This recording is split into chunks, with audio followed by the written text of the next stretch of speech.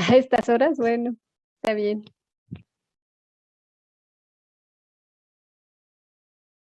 Recording in progress.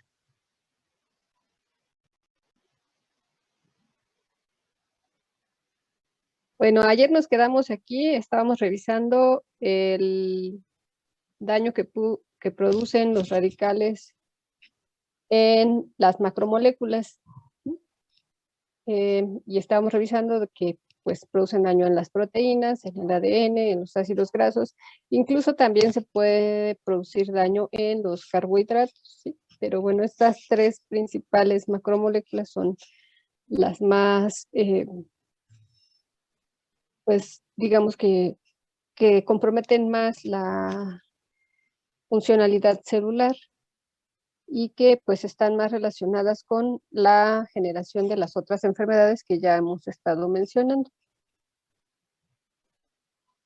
Entonces, el resumen de cómo ocurre el daño, pues ya dijimos, los radicales van a interactuar con moléculas que les van a quitar un electrón para que ellos se puedan quedar como moléculas estables, pero van a generar una molécula blanca que va a quedar convertida en radical y esta molécula, ahora que ya es un radical, va a iniciar una reacción en cadena que solamente puede terminar hasta que se encuentra con dos radicales, se neutralizan ambas especies y forman un enlace covalente. Mientras no encuentre otro agente que le done un electrón y que pueda formar un enlace covalente, va a seguir generando más radicales que van a causar el daño celular. Bueno, cuando se neutralizan estos radicales y forman ese enlace covalente, pues lo que ocurre es que esa macromolécula que formó un enlace covalente va a cambiar su configuración y entonces va a deformar, si es una macromolécula que se encuentra en las membranas, como las proteínas, por ejemplo, o los mismos lípidos. Entonces ese enlace genera deformaciones y van a causar alteración en la membrana y en la permeabilidad celular.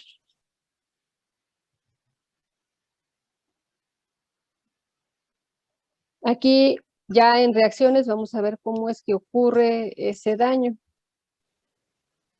Está representado aquí pues un ácido graso insaturado de los que pertenecen a las membranas, que tiene un doble enlace y este ácido graso es precisamente el blanco de los radicales. Particularmente aquí se ilustra el radical hidroxilo.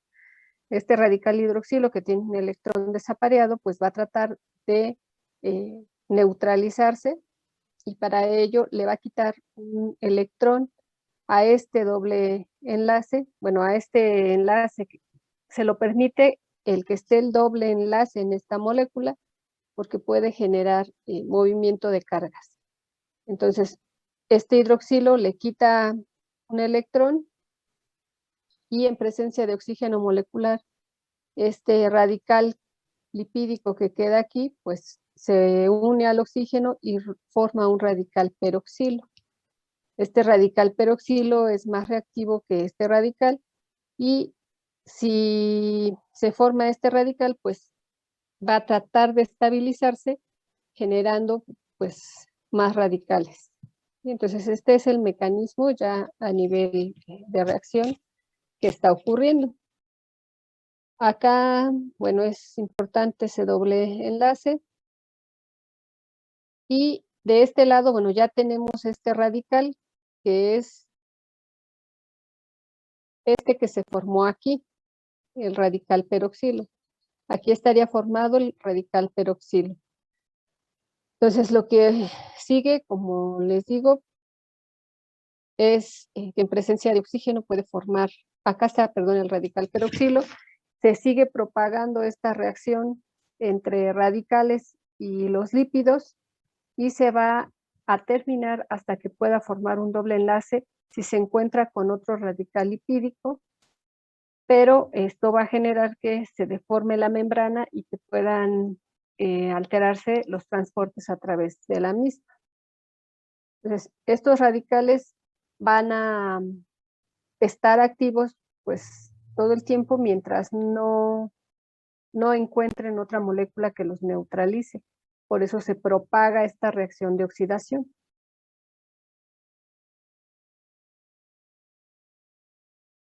Bueno, lo que les dije.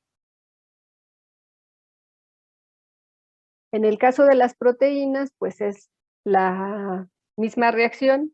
Ese radical libre va a tomar un electrón de la proteína, por lo tanto la proteína va a perder su función y una vez que se forma este radical de proteína, aquí acuérdense que estos radicales que dijimos que pueden dañar a las proteínas son los radicales de nitrógeno, como el peroxinitrito. Una vez que estos pueden oxidar a la proteína, pues estas proteínas oxidadas pueden formar enlaces cruzados para tratar de neutralizarse.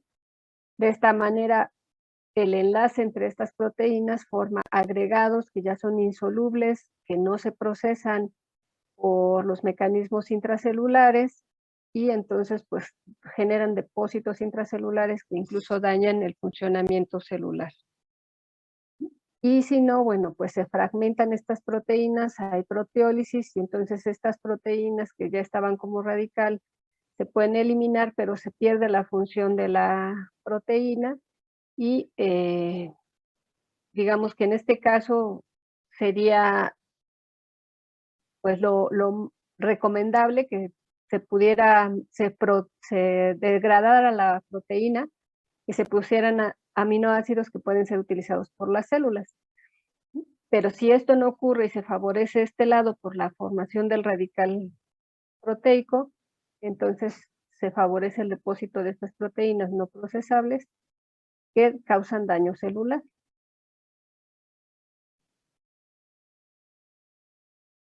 Y bueno, este es un ejemplo así en un dibujito, pero que puede indicarles, bueno, qué es lo que está pasando. Aquí está una membrana que tiene su capa de fosfolípidos, su bicapa de fosfolípidos, una proteína integral de la membrana que puede ser transportadora, que puede ser un receptor o que puede ser constitutiva aquí de la membrana. Y la acción de los radicales, si estos radicales actúan con estas macromoléculas, entonces se produce oxidación de la proteína, se produce la oxidación de los fosfolípidos y se desintegra la membrana, pierde la función la proteína, se produce daño en la membrana celular y esto es lo que puede llevar a la muerte celular.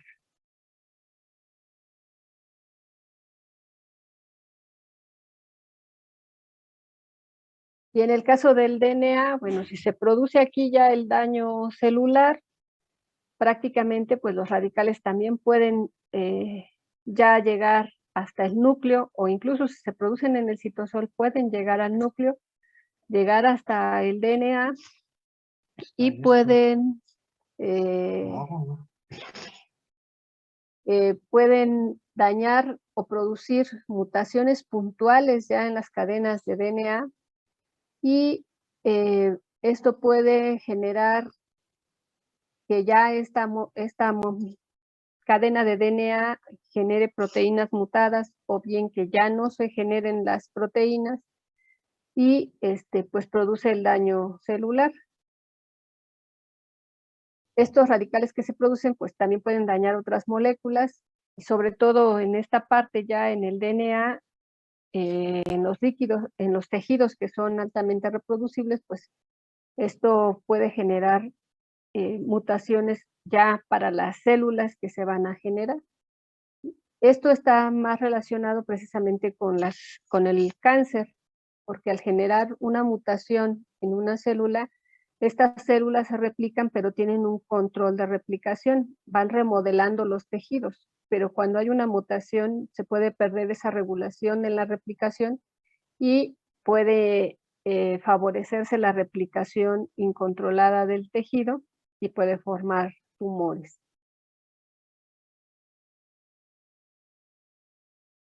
Bueno, se señala aquí también pues uno de los antioxidantes que vamos a ver, que son el beta-caroteno, y que estos como vamos a ver, pues pueden neutralizar radicales y de esta manera evitar que se produzca el daño en las macromoléculas. Ya vamos a hablar de los antioxidantes. Bueno, entonces hasta aquí, ¿hay alguna pregunta sobre el efecto tóxico de los radicales o cómo se producen los radicales en el organismo?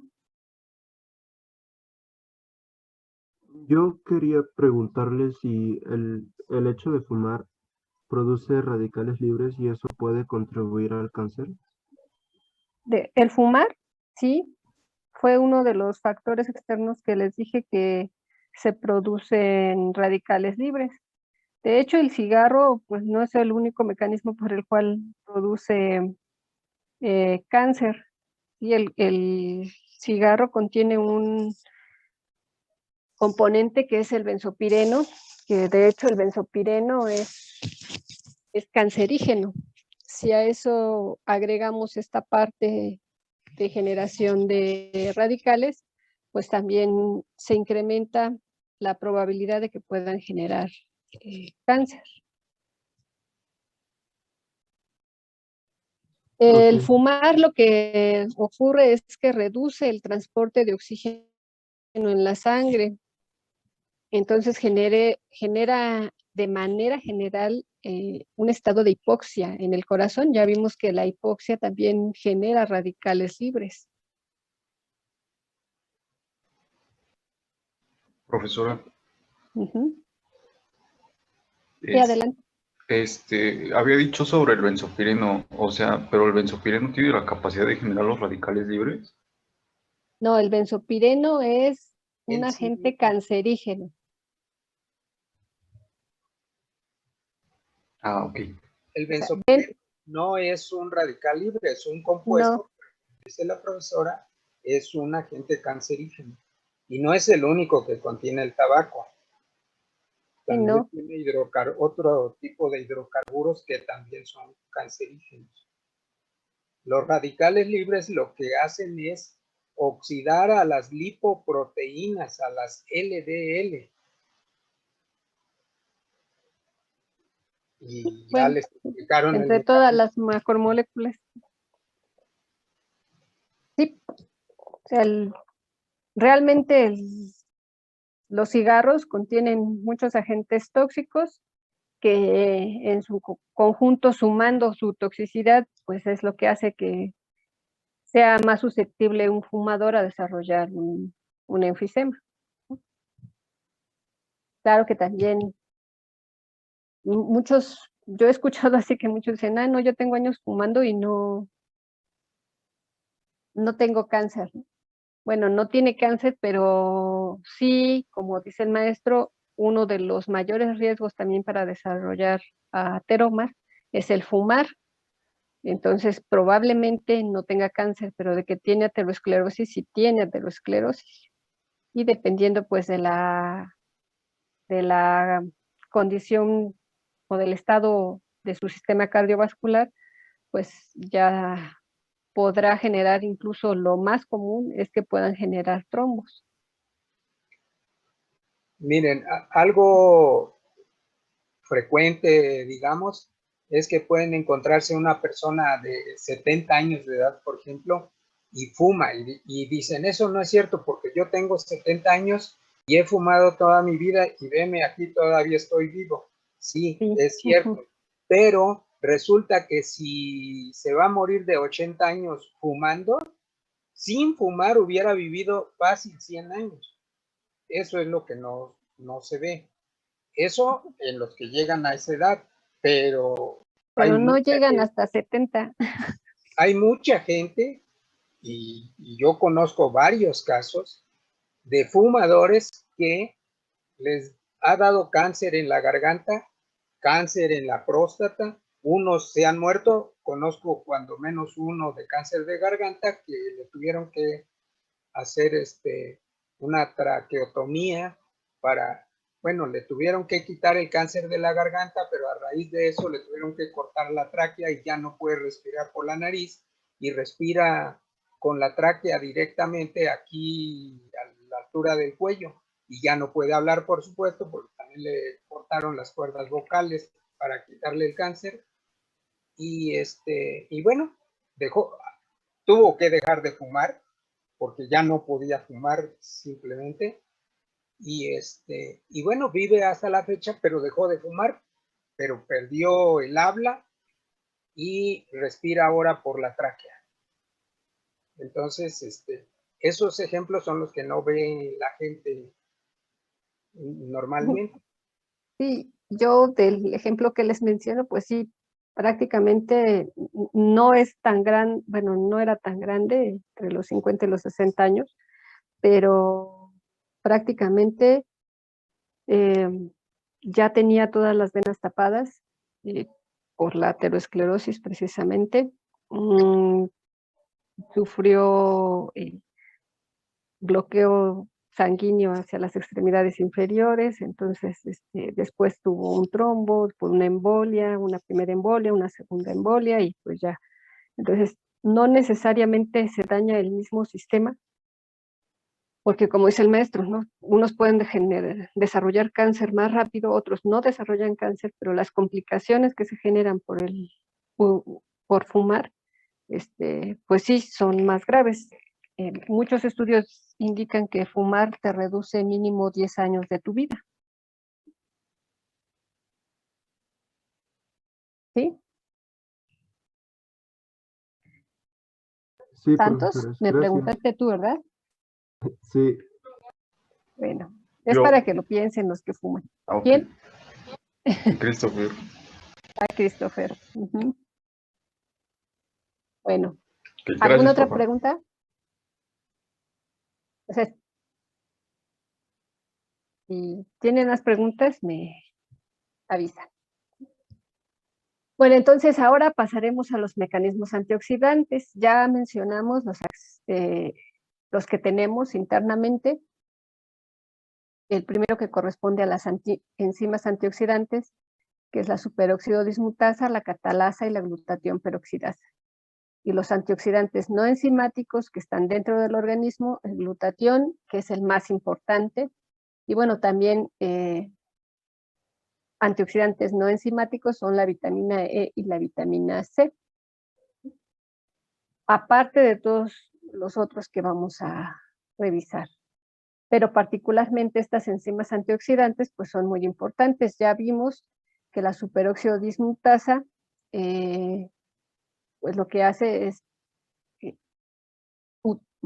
eliminar al ion superóxido, aunque después produce peróxido de hidrógeno. Entonces, hay dos isoformas de la superóxido dismutasa, una que tiene cobre-zinc, que es un núcleo de cobre-zinc. Esta se encuentra en el citoplasma de las células. También hay una forma que se encuentra soluble, bueno, este soluble se encuentra también en el plasma sanguíneo.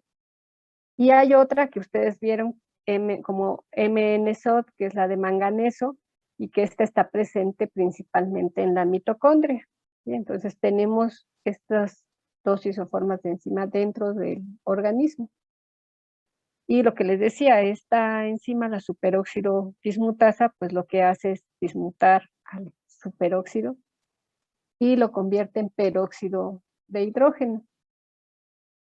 Después este peróxido de hidrógeno puede ser neutralizado por las dos enzimas, la catalasa o la glutatión peroxidasa. La catalasa se encuentra particularmente en los peroxisomas, se encuentra, por ejemplo, en el acrosoma de los espermatozoides, entonces también está ampliamente distribuida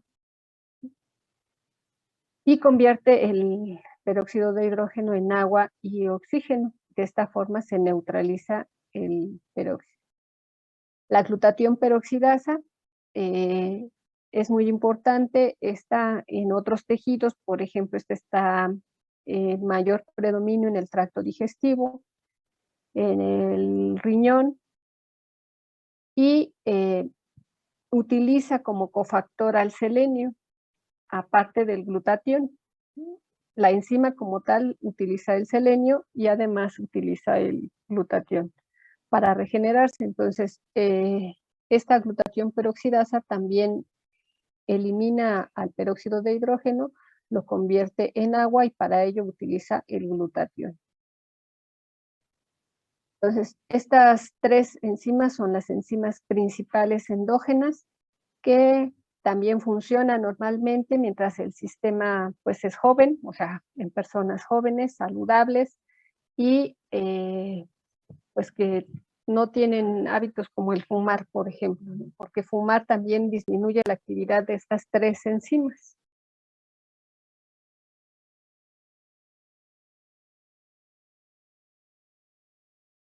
Aquí está pues la estructura de la MN-SOD, la de SOD que tiene manganeso en su núcleo. Aquí está ilustrado, vean, esta sería la estructura tridimensional y dentro tiene un núcleo de manganeso que está unido a estos aminoácidos, histidina y un aspartato en la posición 159, y esta es pues la isoforma de manganeso SOD. Las que tienen cobre zinc, pues en lugar de tener el manganeso, tienen el ion zinc y el cobre.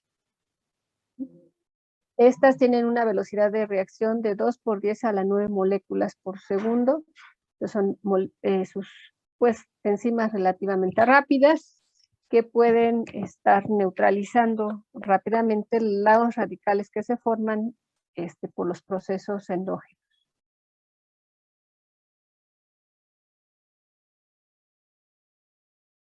Bueno, este es un esquema de lo que hace la SOD. Aquí prácticamente pues el anión superóxido, fracción de la SOD, se convierte en peróxido de hidrógeno. Y aquí está completo el sistema de la glutatión peroxidasa, que les decía, como enzima, la glutatión utiliza el selenio como cofactor y además utiliza el glutatión, que vamos a ver con detalle más esta reacción, pero convierte el peróxido de hidrógeno en agua. Y acá está la catalasa que también neutraliza el peróxido de hidrógeno y lo convierte en agua más oxígeno. Y lo que les mencionaba yo en la clase anterior, vean que por la reacción de Fenton se puede formar el radical hidroxilo.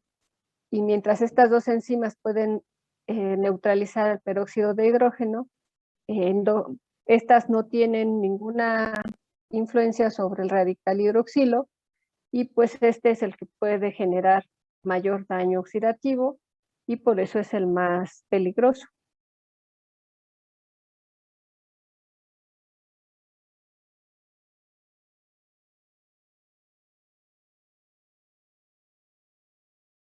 Esta es la estructura tridimensional de la catalasa y vean, la catalasa dentro de su estructura contiene grupos hemo, con el fierro en estado de oxidación 2+, y pues también esto es importante para su actividad como agente antioxidante. Por eso puede neutralizar al peróxido de hidrógeno. Esta enzima tiene una velocidad de reacción de 1 por 10 a las 7 moléculas por segundo, es un poco más lenta que la SOD. ¿Sí?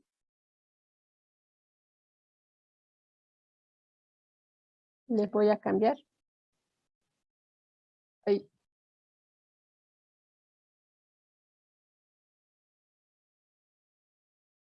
Vean, aquí está la enzima.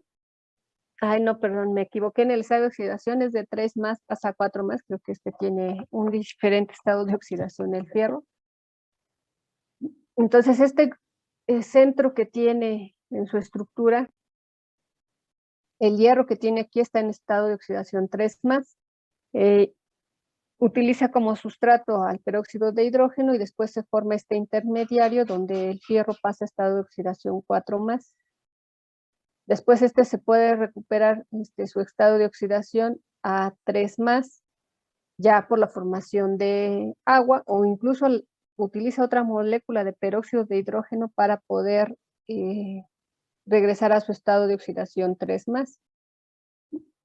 Como puede cambiar su estado de oxidación y recuperar su estado de oxidación, entonces es una enzima que se recicla, utilizando al peróxido de hidrógeno y de esta manera puede neutralizar 2 moléculas de peróxido de hidrógeno mientras se regenera. Esto pues la hace que sea una enzima eficiente para eliminar al peróxido de hidrógeno. ¿Sí? No sé qué hora es. Ay, no, ya es hora. 14:26. No me dicen. Bueno, le vamos a dejar hasta aquí. Continuamos el martes. El martes, recuerden que va a haber Recording que va a stopped. haber Sócrates, el primero de fármacos antiarrítmicos, y ya después terminamos la clase. ¿Sí? Ok, Gracias, profesora. doctora.